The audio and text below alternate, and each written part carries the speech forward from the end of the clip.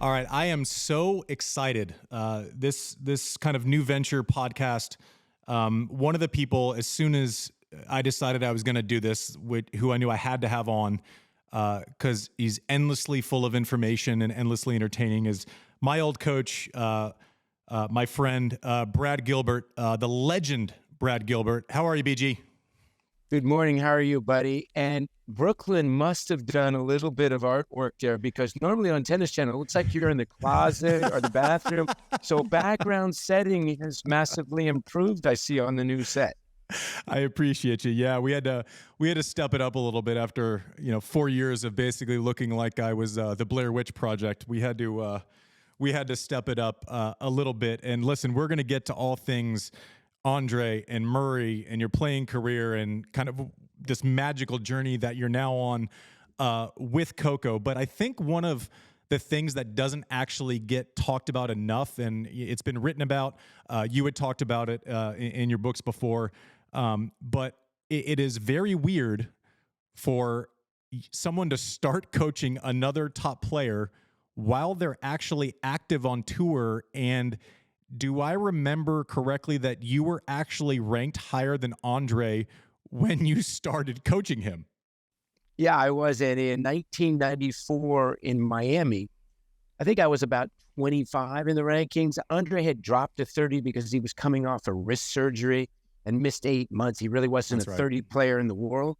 And he asked me out to go to dinner, maybe the night before the tournament started, at Fisher Island. First of all, I'd never heard of Fisher Island, and nor did I ever know in Florida that you could put your car on a ferry and go to a restaurant. And then that kind of led on the journey that I didn't realize that they were actually thinking about, me as a coach, nor at that point was I thinking about coaching, because I was still, the tennis player. But I was probably 6 months to a year away from what you've been talking about with Andy Murray or other players, that question that you're going to get asked, what are you going to do next? Yep. What is your next move? I was, but I feel like as a player, if once you start to talk about that, yep, the corner is right there. Yeah. So I was probably in denial about it, but once your ranking is still okay, you try to not think about it, and. But was it, were you offended at all that Andre kind of realized that the end was near for you and just plainly said it? Well, he didn't say that, but he did take me to the woodshed in Scottsdale like 2 weeks before, 2-1 in a cold night match in his first tournament back, which he won. I think it was more about, he was asking me about where he was going in his career. Did he still, or did I feel like there was potential for him to go where he needed to go, which I thought, like, for me, was an obvious question. I said, you've lost to me 4 times, and there's absolutely zero reason you should ever lose to me. And I always felt like there was no reason that he needed to always try to be too good as a player, when 99% of the time when you're gifted, you just need to be better than the dude on the other side of the net. And that gets lost sometimes from players when you feel the need to be too good or beat the entire draw in one match. Yeah, it's funny because as you're saying that, I had this flashback to last weekend when we were out in Vegas and I was just rapping with Andre, and one of his overriding points about Alcaraz was that he feels like he has to play great to win. And it's funny because he's almost regurgitating what you told him 30 years ago. He's totally in that situation right now. A little bit like, I'll go way back 40 years ago. I remember 1984. I gave some tickets to friends. They wanted to see McEnroe play at San Francisco. And he went out and won easy. I asked a couple, but how was the match? And they go, it was shitty. And he went 2-1. He didn't do nothing. Yes. That's perfect. Like Novak is the master of that.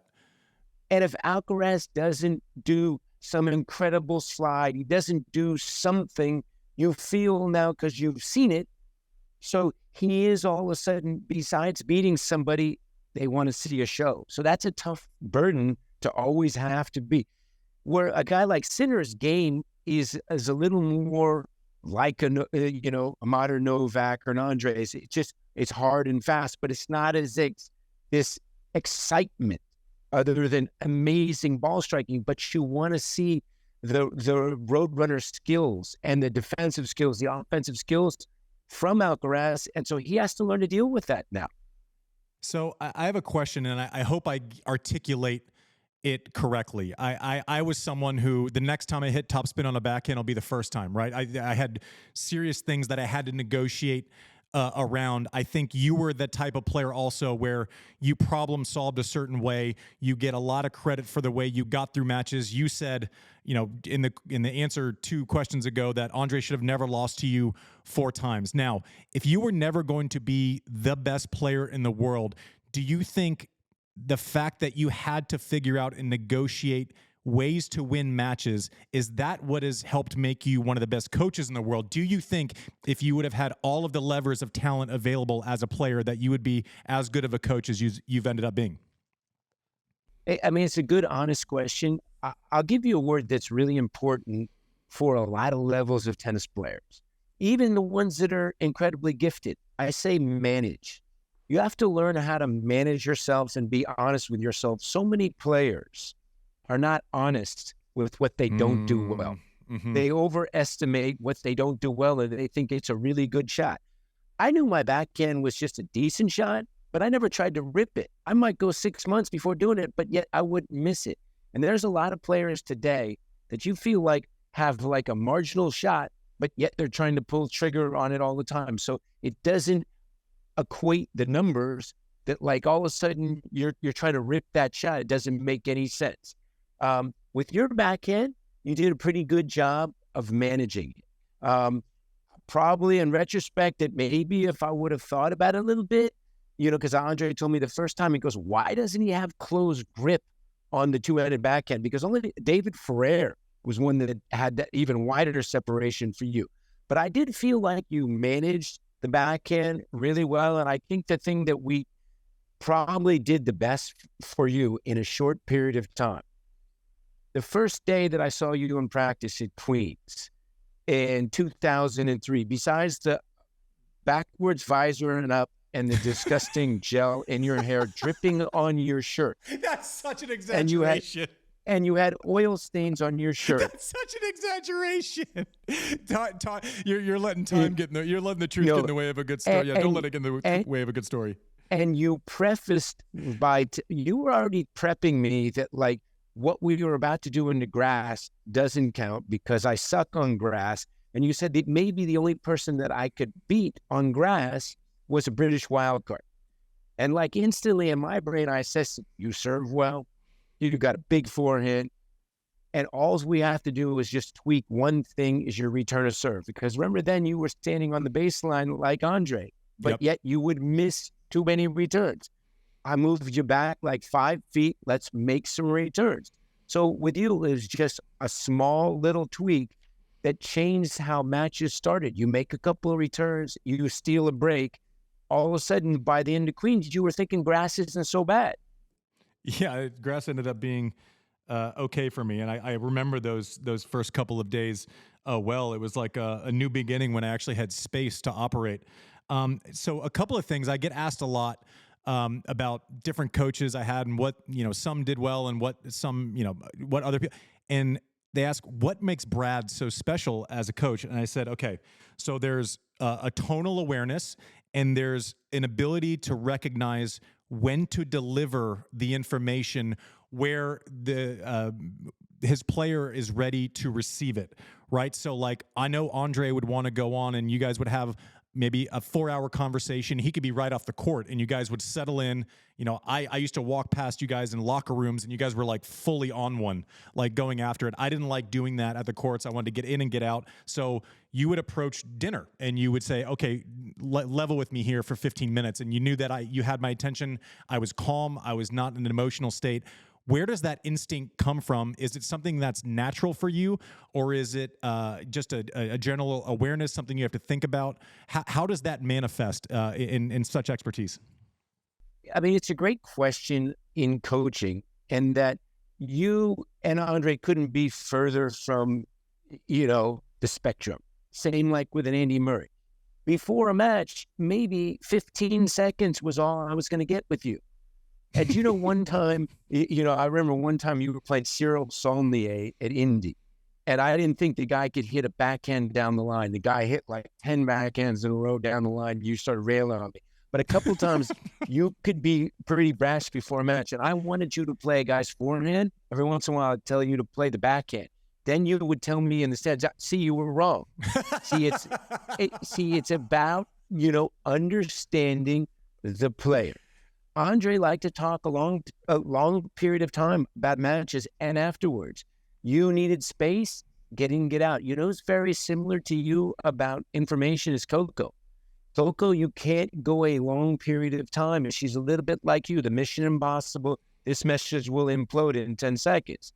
And so you have to understand that. And that's the cool thing about coaching. And I also feel like that I learned a lot from my coach, Tom Shivington, in that I don't have a philosophy. I don't feel like I take a player, and then some coaches feel like, okay, this is the type of player each time I want to mold them into.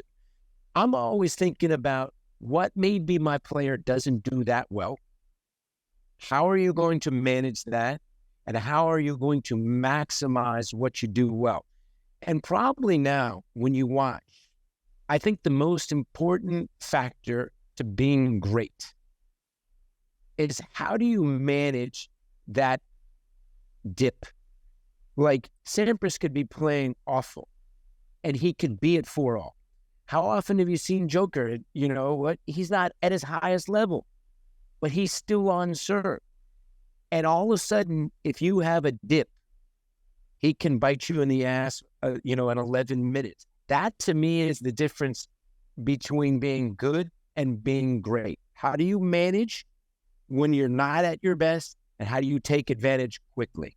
Another thing that you are an absolute expert at is I see so many coaches, right? And I watch them operate, and I hear what they're saying, and they're telling their player 11 different things during a practice, right? It's like your swing arc, your prep, your this, that, the footwork, you got to be at 90-degree angle, and it's like your head's going to explode. You are so good at focusing around 2 or 3 talking points at a time. You go in, there's a focus. You mentioned the first day at Queens, we're going to take a step back. That's going to free you up. And you say it with a confidence where even if I'm on the fence, there's still a belief system.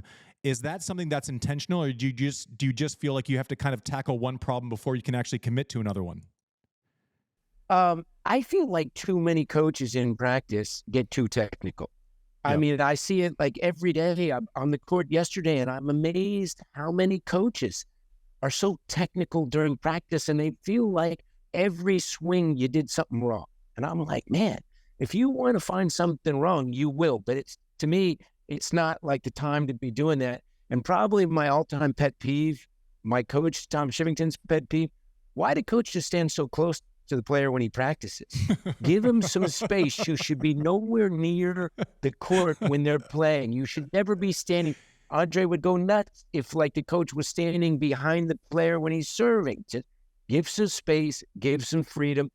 And a lot of times we're on limited time, like at these tournaments. So you're trying to maximize and think about, maybe some of the things that I might be saying is for the match tomorrow. Or maybe, maybe let's work on a couple of crosses here, because maybe we can do that a little bit more tomorrow in the match situation. Because I think there's practice when you're off. That's a time to work on things. That's like you have a little grid or you have a long block getting ready for us. But when you're at the tournament, the tournament's not the time to be getting fit. If you're trying to get fit at the tournament, you're in the shitter. And we shouldn't be trying to make technical changes. Now you're just trying to get ready to have this ability to turn on tomorrow. And then tomorrow, the next day, how am I going to, fix my practice schedule to get ready for the match? We probably have a lot of listeners who aren't, like, your first coaching gig was with Andre Agassi, right? And then, you pick up with Coco. When we got together, we had a lot of runway to improve on, but I think I was 6th in the world when we started. Do these the way you approach that, and with the technical part of coaching, does that apply to all levels, or is it something that you can do because you're dealing with players of a certain level, like with the rec players and coaches that are, coaching juniors? Is that still the same? Totally the same, but you were 10, by the way. I call bullshit on that for 20, by the way. I'll go back and have a research department. Okay, you ever play backgammon? No, but I know that I was 6th in the world. I double the cube and say that you were 10. You got it. When I start coaching a player, let's say it's a pro, I try to think about whatever's happened before doesn't matter. And you don't compare one player to the next player. I started thinking, and I start looking through your lens, what can we do to start getting better? And it's only, in tennis, way too many players and coaches think about what we've missed and what's happened in the past. That's not helping you. What's helping you now is getting ready for what's upcoming. And probably, if I'm working with the club player, I start thinking about in the same terms. I feel like club players way more overestimate their weaknesses massively. Coco's physio, Maria, she's 40 years old. She's an Argentinian lady. She was playing a match yesterday, and she lost to another Argentinian physio in 7-6. And I was out there walking in the morning, and I gave her a couple tips. I said, you know what? If you play to your strengths, you beat that guy 6-2. There's no reason with your quickness that you're trying to pull triggers. You should be a pusher. You should, when the ball's high to your backhand, back up. Manage how you're playing. And a lot of club players do not understand. Screaming winner 1 point. It's the dummy errors that cost you the match. And believe me, all the way through the juniors in college, that stuff matters. I am having fun and a chuckle here of you walking by and analyzing a battle royale of trainer versus trainer. And I had this flashback to when your son, Zach, and Dougie Spreen were in the indoor courts at Wimbledon just having absolute battles. And I'm coaching Doug and you're coaching Zach. We spent a million off days. We would practice. I always like to practice on the carpet because I feel like it was a truer bounce than what you would get at the practice courts, and you wanted to get a little bit of rhythm. And I remember those afternoons where it was like the Zach versus Dougie showdown. We would be at home and be like, they'd kind of look at each other. We're a little bored, like, it's only 5-minute walk. You guys want to go over and battle? And they're like, yeah. And then we would each go. Like Brad's coaching his guy, and I'm coaching Spreedy. But believe it or not, okay, you play now. You're at a club, and a lot of 3-0s and 3-5s want to be better, and they take lessons. But the simpleness in an actual match isn't about how you're hitting the forehand and how you're hitting the backhand. It's about shot selection. It's about making another ball. And if you're, let's say, a college player and you're a good mover, you're pulling trigger, maybe you don't need to. So it's always trying to find a solution. What will work best for your game? And that's kind of how I thought when I played. And if I was reborn, I never heard this word one time, Andy, which I heard from Andre, which didn't make sense to me because I couldn't compute it. Andre told me early on, this word that's a simple 4-letter word that didn't fucking compute to me. You know what it was? Peak. How am I going to be peaking in 7 weeks? And like me, I couldn't think, well, we got Miami. And he wanted to know, like in Washington, it was about how am I going to be ready for the Open? And so like me, when I played, I was always focused on the week. So maybe I'm in your camp. And so maybe when I would get to the Open, I would be tired, you know, because I didn't understand how to do that. Because for me, every week was the Open. And I didn't think about winning a slam or peaking like that. So once he told me about that, it helped my brain understand, okay, it's not about Washington. And since even though I want to be playing well there, I want to be able to play at my best 7 weeks out. So that kind of instantly changed my brain from the player to the coach. And probably the most important transition that you'll make from a player to the coach is understanding it doesn't matter what I did. It only matters when I look through your lens or Andre's, now Coco's. That's what helps make them a better player. But a lot of former players look through their eyes and think about what they would do and then tell the player what they're, how they see it through their own lens. So you've obviously seen kind of and experienced everything through your own eyes, through your players' eyes. Who do you lean on now? If you have a question about, are you calling Andre and saying, "Hey, what do you think about this?" Who do you rap with about tennis still? I text you. I text Andre a lot. I talk to Killer Cahill a lot. Interesting. And believe it, I still talk to my coach, who is 87 years old, Tom Shivington. And my kids, throughout their whole life, didn't even know his name was Tom. They just think his name is Coach. And I told Coach the only difference was he had to coach people like me. I got a chance to maybe coach a little better players. And when you coach a college team, it probably makes you a little more even keel because you have to learn to manage different levels. Oh, interesting. So when you coach different players, they have different levels. But the beauty of tennis, there's all this technology now, which I'm not that crazy about, to tell you the truth. And the lines... Is that just because you don't know how to work an iPhone? No, I know how to work it, but not amazing. And, I still have... But I'll tell you this.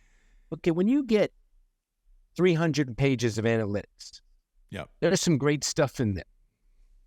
But there's also I call the analytics doesn't take the human factor into it, that your player maybe strength is different than the patterns of this one match they're going to come up. So all of a sudden I'm looking and I'm scouting a match.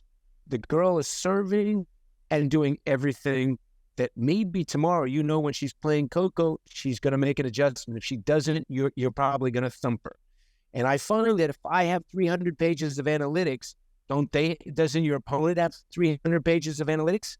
So you have to be careful. If I told you, Andy, it's verbatim. The guy's serving wide your backhand on every break point. He does it 93% of the time. And I feel like football coaches and a lot of tennis coaches hide behind this data. I'd much fucking rather be wrong than say that the data told me it's going to the backhand. Then what happens on the big point? They go to your forehand because they know that your forehand's weaker. Yeah. So it's like, for example, my mind went to, okay, so if someone's trying to figure out where I'm serving and they're using a small enough sample size and the match that they happen to look at is me playing Feliciano Lopez, and then all of a sudden they draw down that, oh, well, Andy's serving wide 85% of the time. That's not actually like my serving pattern. It's just the serving pattern that I had inside of a given matchup. And you can't make that into gravity, right? You can't make that just factual day to day.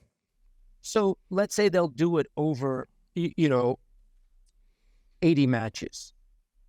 70 of those matches could have been one-sided, and you might have been able to been fine.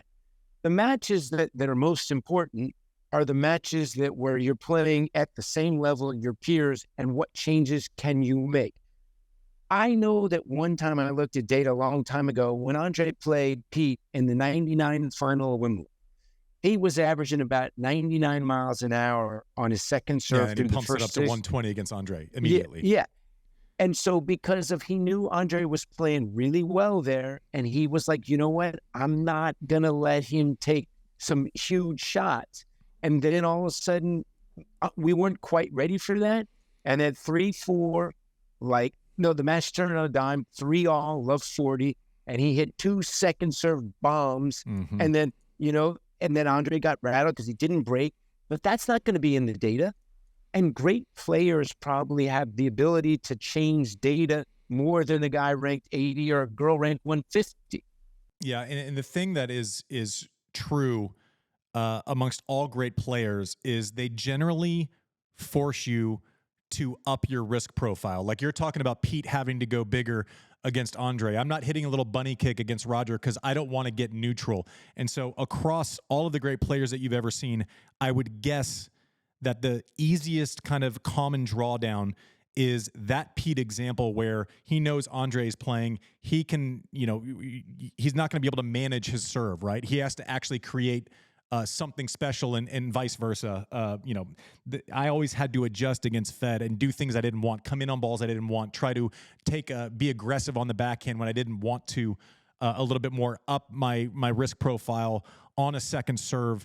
I just think the greats across time, and maybe no one better than Novak, kind of forcing you into kind of upping your risk profile. And when I sit down and watch matches, I always get told what's happening, right? I always get told this person's missing this shot, this person's missing that shot. And I'm going, no, that person's missing that shot because they don't have the choice to play their standard boxed in game, right? You're playing someone 40 versus Novak. Something's got to give. They're not going to beat him with their kind of stock offering, right? So the greatness of Novak. So Fed's game has all this electricity and he has shots and everything. Same with Rafa. Yep.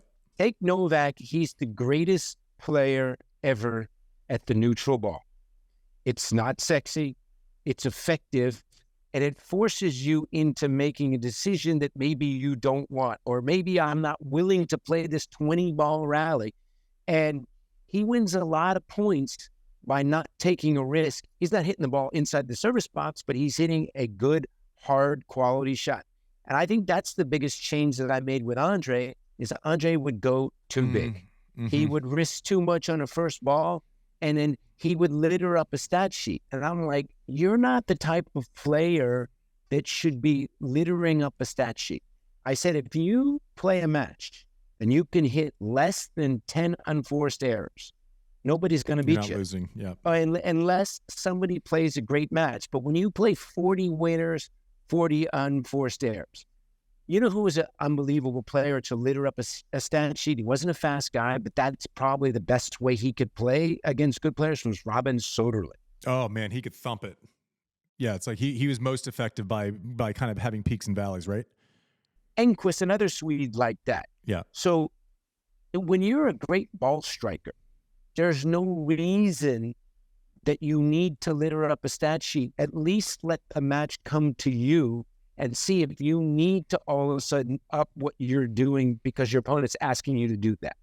Now, we've kind of touched on Andre. I want to take a quick second. Obviously, Murray's in that kind of news a little bit because he says he's going to play through the summer. We don't know what that looks like. We don't know if that's British summer. We don't know if he's going to try to make it through the Open. Talk me through kind of his personality pre and post match. We're talking about kind of dialing things back, right? Like letting your kind of stock game be effective on the other person, not overplaying. He's someone that even when you started with him was never guilty of overplaying any shots. So what were the adjustments that you had to make with him? I'm assuming they were different than with Andre. It's funny, it's the first morning I got here. Let's say, so it was last Sunday, 4:15 in the morning in the gym. Who do I see? Andy Murray. And we get into the longest conversation about rackets and all of the technology. Oh my God, he's crazy about all this. With Andy, probably the biggest thing is that I analyzed right away was the type of game that he played. First, the beauty of it was that everybody told me, like, he'll never be top 10. He'll never be this. He's a pusher. That's so stupid from anyone who actually knows tennis, though. The guy, he has such ball control. I mean, you have that kind of ball control. You can't teach that. I disregard that opinion, even back when I first saw him. Yeah. So, but he at that point probably weighed $160. Yeah. And his biggest issue was physicality. He literally at 2-hour mark was toast. I mean, he didn't have, and the type of game that he played, you need a full tank. You can't be a counterpuncher unless you're fitter than a fiddle, unless you can stay out there and you can wear your opponent down. So I did think that was the most important thing. And then I felt like probably more than Andy shot, and it's probably the one shot he probably wishes was a little bit better, was the second serve. I felt like his second serve was a little bit attackable. And then the other shot that we talked about a lot, Andy is a three-letter guy. No matter what you tell him, he's going to say why. What's your research? What's your thought? I'm telling you, there wasn't one time I could tell you or I could tell Andre. Anytime I told Andy Murray something, it was why. How did you come to this? And a lot of times, I see it, I think it. I don't, disseminate like you do. And I spend 10 hours on the computer thinking about, and I don't have this dissertation. I just say it. I didn't understand why he would jump 8 feet inside the court and then bunt the return. So I say, I don't get the geometry that you're going to take this big risk on and then not do something. Yeah. Because then if you don't do something, now you're not in great position to where you can defend on the next ball. So we did move him way back, and then he did that big leap forward, which he told me, that's one thing that he changed, and he never changed after I changed that, because he would kind of be close and he way inside. So then he moved back, so at least he wasn't 9 feet inside the court, because it's like, you're that far inside the court, you either got to come to net or do something better. Yeah, but he was a unique guy talking about strategy with. Yeah, he would. We got into a cadence a couple of years ago when he's the only guy I've ever seen that. This is a true story, producer Mike. We're texting back and forth, and again, you mentioned the rackets. He was on one about the rackets 2.5, 3 years ago, right? And he would text. He had me and Bob Bryan on a text, and he was like, "What do you think? More space?" I'm like, I don't know. He rented out a court and kept the shot spot live and active, so that when he was using different rackets, it wasn't based on feelings like Brad's talking about. It was based on an entire readout, shot profile. He rented out a court with shot spot technology after he had lost in Cincinnati one year, and then sends us all the readouts. I'm like, bro, I don't know. Like, your math is great. I have no idea. I would have to see how the ball was coming off or feel it. Like, I don't know what this is. Is this like sad? He told me at the LTA, he has a radar gun. He just play tested every single racket. This stuff so much. And he says that he, that all the different head rackets, some are more power. He couldn't get any more power on any racket, on any different types, looser, tighter. And I said, maybe it has something to do with your arm. Maybe you've got a little too much. But he's still searching. I know. For any smidge that can make him better. And that's the reason why he's probably still going, because in the back of his mind, that if he finds something, it will all of a sudden give him that pixie dust. And he's going to, he's been holding out the whole time because he wants to make a quarter of a slam and feel those kind of emotions again. And I hope he has that moment. I hope he gets the send-off that he wants, because he's deserved it. And his curiosity is amazing. I'm sure it was probably annoying for you as a coach sometimes, but I respect someone who is so committed to process, right? That is a non-negotiable with someone's great, is respecting the process, not trying to shortchange the process. Some of us can go overboard sometimes, but it is a non-negotiable, especially in an individual sport. Something else I want to get to before we let you go is, for most of the tennis world, right? All of a sudden, we're scrolling on Twitter, and you and I text a little bit more, so I normally have a little bit more of an in view that I would never kind of talk about publicly. But to most of the tennis world, all of a sudden, we're scrolling through last summer, we see Washington, and everyone goes, "Oh shit, Brad's on court with Coco." Like, I'm assuming that didn't happen that morning. Walk us through the process of when you started kind of thinking about this, where your interest level was, if you were committed to getting back out on the road. Kind of walk us through what led to that moment where all of a sudden the rest of us are going, "Oh shit, look what happened." A couple of years ago, unfortunately, it crushes me. ESPN, we lost this tournament, Miami, Canada, Cincy, year-end championship. So we lost a lot of the days that we did, and still bums me out that we're not following this match, and that's a whole nother story. So that kind of led me to, I have a lot more time, and to be honest with you, I have one coaching regret, that I've been in the final weekend as a coach numerous times at Wimbledon and never come away with winning that tournament. So I was thinking, you know what?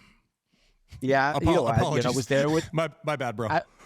I was 6 times as a coach in the semis and didn't get past, a couple of finals. I'm still, thinking about the 2004 final, 2 rain delays. So I don't know what you're talking about.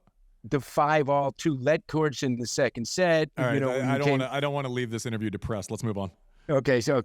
And I started thinking that it was probably time that I'd like to get back in the mix, but I wanted to get back in the mix with somebody that potentially could be in the final weekend. Yep. And somebody that was young enough that I could help get to that level. Mm-hmm. And during that tournament, I actually got, first early in the tournament that there was... You mean Wimbledon last year? Wimbledon 2023. Okay. There was a guy player that I got some interest from his agent that happened to text me. And then after Coco lost first round to Kenin, I happened to be in the green room talking to Mary Jo Fernandez, whose husband represents Coco. I started Tony telling Godson, her... teammate. Yeah, she's on the roster there. Yeah. So I started telling her the few things that I saw that could quickly change Coco's course of where she was going. So which led to Saturday morning when I was getting ready to go to the courts, I got a text from Alessandro, who is Coco's agent. Would I take a meeting? Yep. Yeah. Would I take a meeting with Coco and the family about some of the things that I saw? And I said, sure. So it took a meeting. We had that morning over at a house in the village that late that morning. And we spoke for about an hour. And, Tony said he was looking in through the window and he was like, man, see like a 62-year-old guy. And I'm seeing, a couple of them looking on their phone. He didn't think it was going very well. So, and as it turned out, when the meeting was done, I said that my schedule was open for the summer of 2023, other than the qualies at the U.S. Open. So I had umpteen weeks to go. So literally 2 weeks goes by, I don't hear nothing. I actually had told Kim that's not normally a good sign. No, and that's exactly what I said.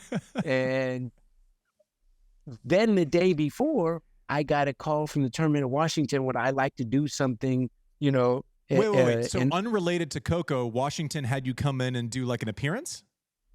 Come in and do a week for the tournament. I did clinics with Luke, and I did a bunch of players where I was taking them into the suites. You're about to tell me this was all a coincidence? So got to Washington the next day. Yeah. The next day, literally. So this was like Wednesday. I'm going to Washington Saturday. Okay. Get the call from Alessandro.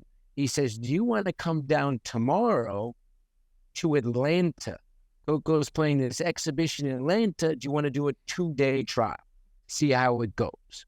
Or maybe she's going to go back to Delray and we could do 2 days, figure something out. I said, well, and I said, I think Coco's playing Washington. I'm now going to Washington like Friday night. You want to do the 2-day trial there? And then he texted me back and he was like, sure. And I said, well, because I've already got a ticket. I've got the hotel. I've got things covered. So one's very public and one isn't. Yeah, that was probably, I didn't think about that. That was probably like an unforced error by me. But honestly, I was really just thinking about some of the things that I saw, just like you, how my life has come full circle, that like you're my age now and you were Coco's age, in 2003. And I saw a couple of little things that I felt like were going to make a huge difference. And the 2-day trials, we had 2 good days of practice, Saturday and Sunday, which led to like, okay, let's do the tournament. And I remember Mary Jo calling me Tuesday afternoon. And I'm staying at this place. Literally, it's called the Salamander Hotel. You've heard of this place? I haven't, but I feel like I'm about to. Wait, it's maybe the only Ritz-Carlton I think that's ever changed to the Salamander Hotel in D.C. And Wait, I had a piece Georgetown? No, I don't know, it's over by all the government buildings. Oh, okay. I'm not in that part of the neighborhood of Washington ever before. That's a no-go for me. That's a complete no-go for me. And I had just written down on the piece of paper the date of the U.S. Open final. Yeah. I don't know why, because I just happened to look at it. I wrote down the day of it. And right when I did that, Mary Jo Fernandez called me. And she wanted to know how things were going. I said, I think things are going really well. She plays her first match tomorrow. And I think she's going to win the U.S. Open on September, on the date that I wrote down, September 9th. And then she got, you're getting so far ahead of yourself. Why are you thinking that? Don't say that. And I probably shouldn't have, but it was just, I literally just wrote it down. I just wanted to see what it looked like on the piece of paper, that date. And, sometimes you can hope, but it's sometimes you can catch lightning in a bottle. Like you had a great summer of 2003. And I felt like if you'd asked me at Indianapolis if it was going to happen, I kind of felt like it was happening. I didn't want to jump out of that damn plane that you made me jump out of after Cincinnati but I felt like a lot of the things that happened to her was very eerily similar to you. It wasn't about making a big change in something. It was about how to manage your game and to maximize the things that you did better. Well, listen, I couldn't have been happier with your successes. I got to tell you, one of my favorite moments of last year was, we had been talking and I text and you'll be calling a match and I'm just kind of bullshitting and I'm nerding out and, what do you think here? What do you think there? And it's become really like a really fun cadence but between us. But watching Coco's run and now all of a sudden everyone likes Coco. She just handles herself great. So I generally like Coco. And then all of a sudden you start working with her and I feel like I have more of a vested interest just because I want to see the changes. I want to see how your mind kind of translates to her game. And then all of a sudden you start ripping off wins again. I'm going, here it goes. We got the fucking downhill snowball going again. I know where this leads. I know where it's going. And so fast forward, she wins the US Open. And I'm like, I was literally emotional. I haven't been that emotional watching a tennis match in a very long time. And then I text you congrats. And I remember one of my favorite kind of 45-minute moments was you said, hey, you know what? This is just crazy. I'm kind of spinning. I'm really happy. We're going to do, the party celebration here. He goes, come, early, come before everyone gets here and let's just have a couple of drinks. And even that moment and kind of thinking through it and then kind of rolling back the clock. And then all of a sudden, your daughter walks in. We talk about babysitting her when I'm 3 years old and now she's like it was just a nice, and I got to sit back, against a wall. I didn't know Coco well at that point and just to sit back and kind of watch it from a 30,000-foot view. I felt like I was looking backwards a little bit, except you two have a lot more runway, hopefully. I think you were the perfect guy for that job at that moment. As you're looking forward, what are you currently kind of working on and where do you think the start of the year has been for Coco? Well, it's interesting when you're in that moment, like when I was hurt, you don't really understand what's going on because you're so in the moment until it's over. This year, she was just like, I'm going to say she was 3 close. 3 minutes from winning the Aussie Open, in my opinion. 6-5, 30 love in that first set after a slow start. As she won that first set, I think she wins 6-2. Zabalenka picked up her game dramatically, and then she had another window at 3-4. Love 30 to second. So sometimes in matches, that's all it is a small window. And then we didn't have a great trip over in Doha, Dubai. I think maybe she rushed to playing there. They have these two big tournaments out of nowhere. But I think more importantly, at any age, and especially when you're young, it's understanding about what the goals are to get better. Because it's too easy to say, I want to win X, Y, and Z. Because everybody does. But there's parts of her game that she definitely needs to work with.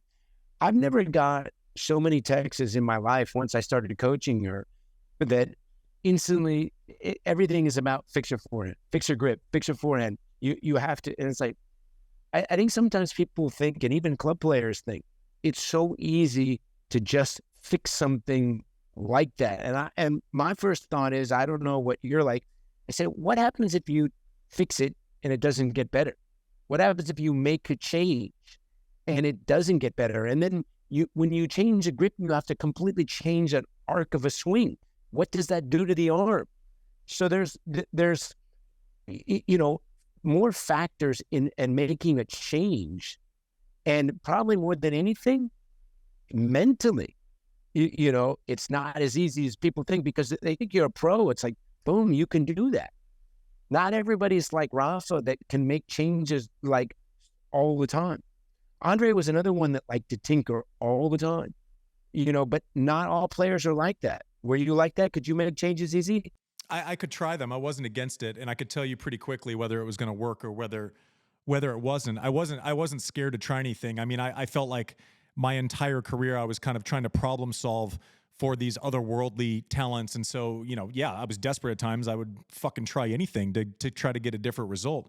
But as you're talking through that, it's weird because it almost draws a direct line to where we started this conversation, where you become so technically obsessed, and not everything is about swing, especially, and this is from where I sit, and I kind of agree with you, adjustments, not changes, right? If Coco fixes or changes a grip, she relies on her legs. Like her kind of plan B is set. Very similar to Rafa, where like, I might not be playing well, but I can serve and I can play D, and I'm going to make, even, if I'm not playing great, your life's going to be miserable for 2 hours, even if you beat me, right? I'm going to be a massive pain in the ass. So all of a sudden, she changes her grip. That changes the cadence of steps into the ball. That changes ball flight when she's on the run. That changes every single thing. Maybe court positioning is different. It's not just one fix. There's a waterfall effect off of any major change that you make. And is that trade-off worth that waterfall effect? Maybe an adjustment here and there. Like we worked on a serve, and it was like a couple simple little things. It wasn't heaven and earth, and she seemed to get it pretty quickly. But yeah, I mean, listen, it changes 10 other things.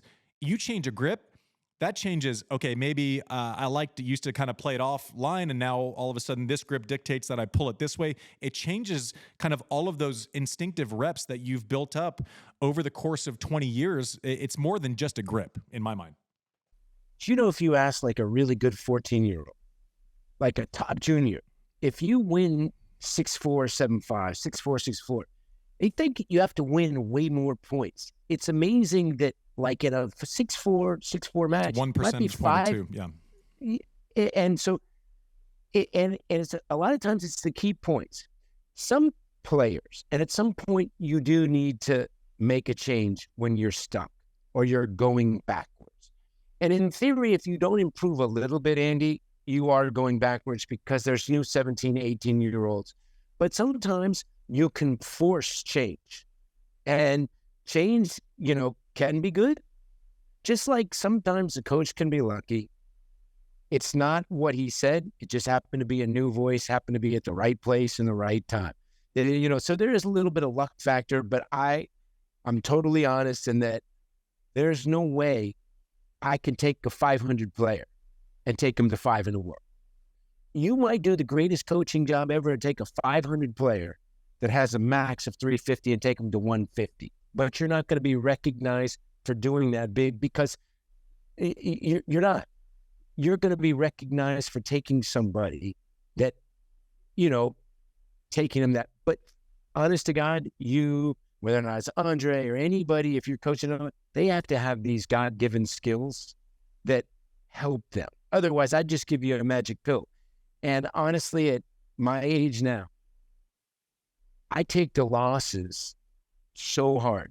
I mean, it crushes me. I always feel like I did something wrong. I did something wrong. I still, to this day, have huge guilt about those 2 fucking random days that Fed made some changes in that match that, that maybe I didn't equate for it, because that's how much I care. I really care that much. And it guts me. And I think as you get older, you forget the wins. And for some reason, I wish I could change myself, but I remember the losses. I'll still never forget. How about this one? Do you remember this one in Basel? I don't know why we went to Basel, Fed's hometown. You're getting ready to go play a match. They call the match.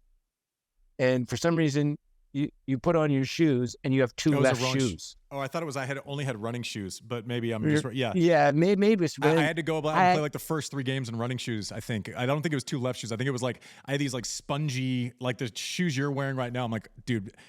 And it was like, who ran back to the hotel? Was it I had to get back to the hotel, and literally we hit a biker almost on the way back and got back and literally gave you the shoes in the middle of the match and you play. Yeah. I think you said something along the lines of, oh, fuck. Don't run much. Try to hold serve. Yeah. Don't sprain an ankle. I'll be back in like 20 minutes. Take every bit of clock in between points. Get a time violation. Little things that you just think about, that never go away. And I actually think that like the little things in coaching, sometimes, those are great memories. Yeah. And, totally. And each player that you coach, you got to remember that they are wired differently, and you can't wire them to a certain way. Like one of the things that made you great, if you said red, then it's black. If you say she's hot, she's not. You kind of like the fuel of the fire, Metallica song. That's what made you a good argument, raised you to play better. Some people like Andy, deep discussion, and I found that all players, want to be great, but they're just different on how they process what's best for them. Yeah. I have to thank you for your time today. I know our listeners are going to absolutely love this. Another thing that people know you as the coach, the player, the guy wearing the questionable hats on the sidelines. Questionable hats. By the way, bullshit. Like you make me give up a visor, right? And then you've created this whole story about like grease on shoulder, whatever.